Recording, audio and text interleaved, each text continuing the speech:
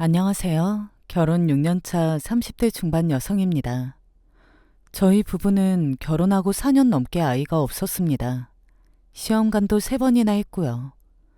매번 실패할 때마다 마음이 무너졌습니다. 주변에서 아이 없어도 둘이 행복하면 됐지 하는 말이 제일 듣기 싫었어요. 그 말 안에 진심이 없다는 걸 너무 잘 알았거든요. 지금 생각해보면 그 4년이 제 인생에서 제일 힘든 시기였습니다.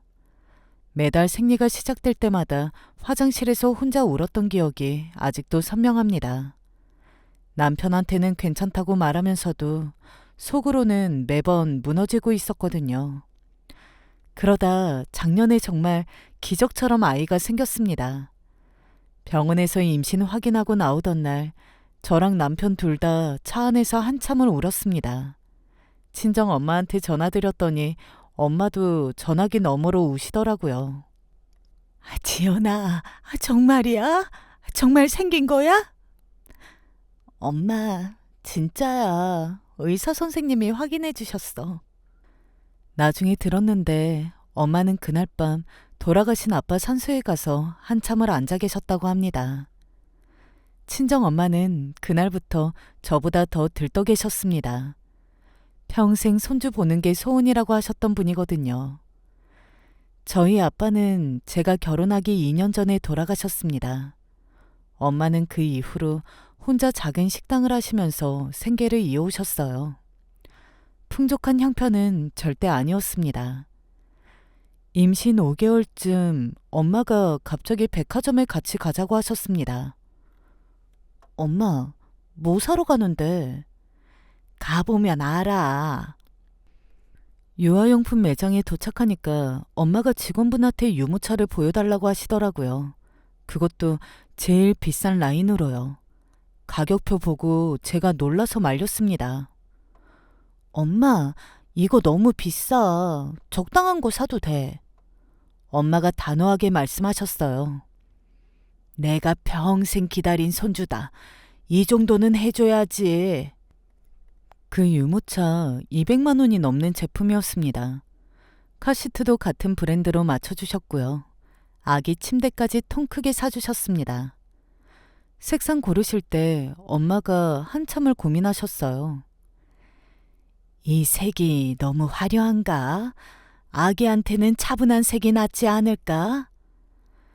저랑 30분 넘게 색깔 하나로 고민하셨습니다. 그 모습 보면서 저는 속으로 많은 생각이 들었습니다. 엄마가 식당 일 끝나고 피곤한 몸으로 저 데리고 백화점까지 오신 거였거든요. 저는 그게 너무 고마우면서도 죄송했습니다. 엄마가 평생 그렇게 큰 돈 한 번에 쓰시는 거 본 적이 없었거든요. 며칠 뒤 시어머니와 시누이가 집으로 놀러 왔습니다. 그리고 웃으며 엄마가 사주신 유모차랑 용품들을 보여드렸습니다. 시어머니가 보시고 한마디 하셨어요. 아유, 친정에서 신경 많이 썼네. 그 한마디뿐이었습니다. 임신하고 처음 만나는 자리인데도 축하한다는 말도 고맙다는 말도 없었어요. 저는 그냥 그런가 보다 하고 넘겼습니다. 문제는 시누이였습니다. 시누이는 저보다 2살 어린데 결혼은 먼저 하고 아이도 낳아서 이제 곧 돌을 앞두고 있었죠. 그날 시누이가 유모차를 한참 만져보면서 말하더라고요. 오, 이거 완전 럭셔리 라인이네. 우리 엄마는 이런 거 안 사주시는데. 그러더니 카시트까지 꼼꼼히 살펴보면서 한마디 더 했습니다. 이거 인터넷에서 보니까 거의 품절 직전이라던데. 언니네 친정엄마 발 빠르시네? 저는 그냥 웃고 넘겼습니다. 별뜻 없는 말이라고 생각했거든요. 그땐 몰랐죠. 그게 시작이었다는 걸요. 출산을 2달 앞두고 짐을 정리하려고 친정에서 가져온 유모차랑 용품들을 저희 집 베란다 창고에 넣어두었습니다. 아직 박스도 안 뜯은 상태였어요. 출산 1달 전에 조립하려고 생각했거든요. 그러던 어느 날 시댁에 가족 모임이 있어서 다녀왔는데 그날 시누이가 저희 집에서 잠깐 쉬다 가겠다고 했습니다. 전 흔쾌히 그러라고 했죠. 그리고 제가 통화하느라 잠깐 자리를 비운 사이에 신우이가 베란다 쪽으로 갔던 게 기억났습니다. 그때는 그냥 구경하는 줄 알았어요. 며칠 후 창고 정리를 하다가 이상한 걸 발견했습니다. 유모차 박스가 없어진 거예요. 카시트 박스도요. 처음엔 남편이 어디 옮겨놨나 했습니다. 집안을 다 뒤졌는데도 없더라고요. 남편한테 물어봤습니다. 여보, 혹시 유모차 어디 치웠어? 아니, 난 안 만졌는데? 이상했습니다. 분명 거기 있었는데요. 저는 며칠 동안 혹시 도둑이 든 건 아닌가 싶어서 잠도 제대로 못 잤습니다. 근데 다른 물건은 다 그대로 있었어요. 딱 그 2박스만 없어진 것입니다. 며칠 뒤 신우이 카카오톡 프로필 사진이 바뀌었습니다. 자기 아이 사진이랑 같이 유모차 사진이 올라와 있더라고요. 그 유모차 제 눈에 익었습니다. 손잡이 디자인, 바퀴 색깔, 캐노피 무늬까지. 제가 친정 엄마랑 같이 고른 그 모델이었습니다. 심지어 저랑 엄마가 30분간 고민해서 고른 그 특정 색상까지 똑같았어요. 설마 하는 마음으로 신우이한테 직접 카카오톡을 보냈습니다. 아가씨, 그 유모차 어디서 산 거예요? 답장이 한참 후에 왔습니다. 아, 이거 그냥 하나 장만했어요. 저는 찍어둔 제 유모차 사진을 보내면서 다시 물었습니다. 이거랑 똑같아 보이는데 저희 집에 있던 거 아니에요? 신우이가 한동안 답이 없다가 이렇게 보냈습니다. 어차피 박스도 안 뜯었던데. 새언니는 아직 아이 낳기 전이고 우리 아이 이제 막 유모차 필요한 시기잖아요. 그래서 그냥 가져왔어요. 저희가 먼저 좀 쓰고 줄게요. 저는 그 메시지 보고 손이 떨렸습니다. 가져갔다고요? 허락도 안 받고요? 마치 자기 물건 옮기듯이 너무 당연하게 말하는 투였습니다. 저는 바로 남편한테 이 사실을 알렸습니다. 남편도 처음엔 믿기지 않는다는 표정이었어요. 예진이가 진짜 그랬다고? 카톡 봐. 본인이 직접 인정했잖아. 남편이 한참 핸드폰 화면을 들여다보더니 말했습니다. 이거 진짜 너무하네. 그날 저녁 시댁에 전화해서 따졌습니다. 시어머니가 받으셨는데 반응이 정말 충격적이었어요. 아니, 뭐 그렇게 화를 내? 아이, 가족끼리 좀 나눴으면 어때서? 어머니, 그거 친정 엄마가 저 위에서 사주신 거예요. 허락도 없이 가져간 거잖아요. 걔네는 이제 유모차가 필요한 시기고, 아니, 너는 아직 낳지도 않았잖니? 아니, 그리고 너는 다시 사면 되잖아. 형편도 괜찮은데. 형편이 괜찮다는 말, 그 말이 제일 화가 났습니다. 돈 문제가 아니었거든요. 어머니, 이거 돈 문제가 아니에요. 저희 엄마가 저 위에서 직접 고르고 사주신 거예요. 아휴, 그렇게 작은 거에 마음 쓰지 마. 가족끼리 왜 그러니? 아휴, 너는 참. 어머니, 저 4년 동안 아이 없어서 얼마나 힘들었는지 아세요? 엄마가 그거 보면서 같이 아파하시다가 드디어 손주 본다고 큰맘 먹고 사주신 거예요. 그게 작은 일이에요? 전화기 너머로 잠깐 침묵이 흘렀습니다. 그러다 시어머니가 한숨을 쉬시며 말씀하셨어요. 그래, 알겠다. 내가 한번 말해볼게. 시어머니의 그런 반응이 너무 화가 났습니다. 남편이 신우이한테 직접 전화를 했습니다. 근데 통화 내용을 듣고 저는 더 화가 났습니다. 예진아, 아무리 그래도 이건 좀 아니지 않아? 남편의 목소리가 너무 부드러웠습니다. 화를 내는 게 아니라 그냥 타이르는 말투였습니다. 전화를 끊고 남편이 저한테 말했습니다. 예진이가 미안하다고는 하는데 이미 조립도 했고 카시트도 차에 설치했대. 그냥 우리가 새로 하나 사는 게 어떨까? 저는 그 말에 진짜 어이가 없었어요. 당신, 지금 그게 할 소리야? 우리가 왜 새로 사? 가져간 사람이 돌려놔야지. 근데 이미 다 설치했다잖아. 다시 떼는 것도 일이고. 그래서 그냥 넘어가자는 거야? 남편이 머뭇거리면서 말했습니다. 예진이도 사정이 있으니까 그런 거 아니겠어. 너무 크게 일 만들지 말자. 여보, 나 출산 한 달 남았어. 지금 이거 다시 사러 다닐 시간도 없는데. 그리고 그거 우리 엄마가 나 위해서 큰맘 먹고 사주신 건데 이걸 나보고 이해하라고? 아니, 그게 아니라. 그럼 뭔데? 남편이 결국 말끝을 흐렸습니다.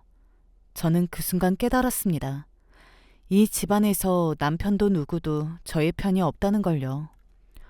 저도 처음엔 엄마한테 말씀 안 드리려고 했습니다. 엄마가 속상해하실 게 분명했거든요. 근데 친정에 갔을 때 엄마가 먼저 물으셨습니다. 유모차는 조립했니? 카시트도 차에 설치했어? 저는 차마 거짓말을 못하고 사실대로 말씀드렸습니다. 엄마 표정이 굳으셨어요. 한참 말씀이 없으시다가 이렇게 말씀하셨습니다. 내가 그걸 어떻게 골랐는데? 그 한마디에 저는 눈물이 터졌습니다. 엄마가 매장에서 1시간 넘게 골랐던 거잖아. 색깔도 나랑 같이 고민하고. 엄마가 제 손을 잡으시면서 말씀하셨습니다. 지연아, 이건 그냥 넘어갈 일이 아니야. 엄마가 직접 말할게. 엄마, 나 일 키우고 싶지 않아. 일을 키우는 게 아니라 바로 잡는 거야. 너 그동안 4년 동안 마음고생한 거 엄마가 다 봤어. 이번엔 엄마가 나설게. 엄마 목소리가 단호했습니다. 평소에 조용하고 참는 게 익숙하신 분인데 그날은 달랐어요. 며칠 후 시댁에서 가족 모임이 있었습니다. 시누이도 참석했고요. 저는 그 자리에서 다시 한번 이야기를 꺼냈습니다. 아가씨, 유모차 돌려주세요. 출산이 얼마 안 남아서 저도 준비해야 해요. 시누이가 짜증 섞인 목소리로 말했습니다. 아, 진짜. 새언니도 참 빡빡하다. 가족끼리 그게 뭐 대수예요?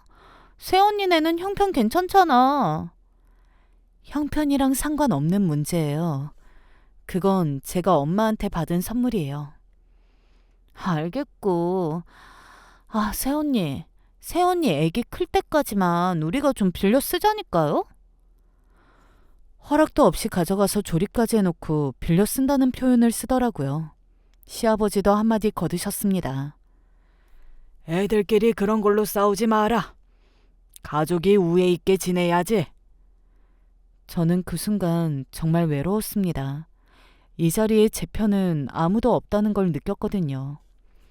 다음 날 엄마가 직접 시댁에 전화하셨습니다. 저는 그 통화 내용을 나중에 엄마한테 들었습니다. 사돈, 제가 직접 고르고 산 물건입니다. 제 딸한테 줄 선물을 따님이 허락 없이 가져가신 거 알고 계세요? 시어머니가 똑같이 가족끼리 그게 뭐 대수입니까? 라는 식으로 말씀하셨다고 합니다. 엄마가 그때 단호하게 말씀하셨답니다. 대수입니다. 제가 평생 식당하면서 돈 모아서 딸한테 준 거예요. 따님 형편이 어려우면 따님 댁에서 새로 사주시면 됩니다. 저희 딸 거는 돌려주세요. 안 그러면 저도 가만히 있지 않을 겁니다. 가만히 있지 않으면 어떻게 하실 건데요? 시어머니가 약간 비웃듯이 물으셨다고 합니다. 제가 산 영수증이랑 카드 내역 다 있습니다. 정 이렇게 나오시면 저도 법적으로 알아볼 수밖에 없어요. 절도로 신고할 수 있는 사안입니다. 법적으로 절도라는 말이 나오자 전화기 너머가 한참 조용해졌다고 합니다. 일주일 후 신우이가 유모차와 카시트를 다시 가져왔습니다. 표정은 떨떠라니 불만스러워 보였어요. 엄마가 자꾸 돌려주라고 해서. 그리고 새언니네 친정 엄마가 신고한다고 했다면서요? 너무 오버하는 거 아니야? 저는 아무 말도 안 하고 물건들 상태부터 확인했습니다. 카시트는 다행히 큰 손상 없이 돌아왔지만 유모차는 바퀴 한쪽에 흠집이 나 있고 엉망진창이더군요. 전 신우이에게 말했습니다. 아가씨, 이 유모차 가지고 가세요. 그리고 똑같은 걸로 사주세요. 제가 영수증 보낼 테니까 돈으로 주시던가 유모차 같은 걸로 사오세요. 언니, 그게 무슨 말이에요. 물건만 가져오라면서요. 더러워진 건 그냥 세탁하면 되지 무슨. 남의 물건 몰래 가져가서 썼으면 가져올 때 최소 세탁이라도 해서 가져오시던지 했어야 하는 거 아닌가요? 저렇게 거짓골로 가져와서 저보고 쓰라고요? 전 그렇게 못해요. 그때 옆에서 남편이 저를 말리며 말했습니다. 여보, 내가 세탁하고 잘 닦아둘게. 자기, 지금 상황 파악 안 돼? 난 지금 당신이랑도 헤어질 생각이야. 당신, 왜 이렇게까지? 새언니, 말이 너무 심하신 거 아니에요? 심한 건 아가씨 가족들이겠죠. 돈으로 주기 싫으시면 주지 마세요. 저희 집에서 물건 가지고 나간 아가씨 모습 CCTV에 다 찍혀 있으니까 절도로 신고할게요. 언니? 여보. 그리고 그렇게 되면 난 당신이랑 이혼할 거야. 잘 생각해. 난 참을 만큼 참았고 이해할 만큼 했어. 하지만 당신이랑 당신 가족들이 끝까지 날 무시했어. 제가 그렇게 말하니 남편은 신우이에게 윽박을 지르며 뭐라고 하더군요. 그리고 신우이는 눈물을 흘리며 그 자리에서 제게 바로 유모차 가격을 계좌이체했습니다. 그렇게 신우이가 저희 집에서 나간 뒤 바로 시어머니에게서 연락이 오더군요. 남편이 시어머니 전화를 대신 받고 신우이에게 했던 것처럼 시어머니에게도 윽박을 질렀습니다. 엄마, 아들 이혼남 만들고 싶지 않으면 며느리한테 전화하지 마. 한 달 후 저는 무사히 아이를 낳았습니다. 4년을 기다린 아이였어요. 처음 안았을 때 느낀 그 감정을 평생 잊지 못할 것 같습니다. 태어나던 날 새로 산 같은 유모차에 아이를 태우고 병원 문을 나섰습니다. 엄마가 그 모습을 보면서 한참을 우셨어요. 내가 진짜 잘 골랐다 그래도. 저는 그 말 듣고 같이 울었습니다. 지금 저는 아이를 낳고 그 유모차를 매일 끌고 다닙니다. 끌 때마다 엄마 생각이 나요. 시댁과는 그 이후로 많이 서먹해졌어요. 명절에도 최소한으로만 갑니다. 시어머니는 아직도 그 일에 대해 제대로 사과하지 않았고요. 신우이는 그 뒤로 저를 피해 다닌답니다. 근데 저는 후회 안 합니다. 그때 제대로 짚지 않았으면 앞으로도 계속 이런 일이 반복됐을 거예요. 친정 엄마가 그랬습니다. 가족이라는 이유로 모든 걸 양보할 필요는 없어. 네가 지켜야 할 건 네가 지켜야 해. 저는 그 말 평생 잊지 않을 것 같습니다. 가끔 그 일을 떠올리면 화가 나기보다는 슬퍼집니다. 가족이라는 이름으로 너무 쉽게 선을 넘는 사람들이 있다는 걸 저는 그때 처음 알았습니다. 근데 동시에 저를 위해 끝까지 싸워준 사람도 있다는 걸 알았어요. 그게 제 친정 엄마였습니다. 여러분은 어떠세요? 가족이라는 이유로 그냥 넘어가야 했던 순간들 다들 한 번씩은 있으시죠? 그럴 때 참지 마시고 꼭 이야기하세요. 오늘도 이야기 들어주셔서 참 감사합니다. 좋은 하루 보내시고요. 좋아요와 구독, 알림 설정까지 꼭 부탁드릴게요. 감사합니다.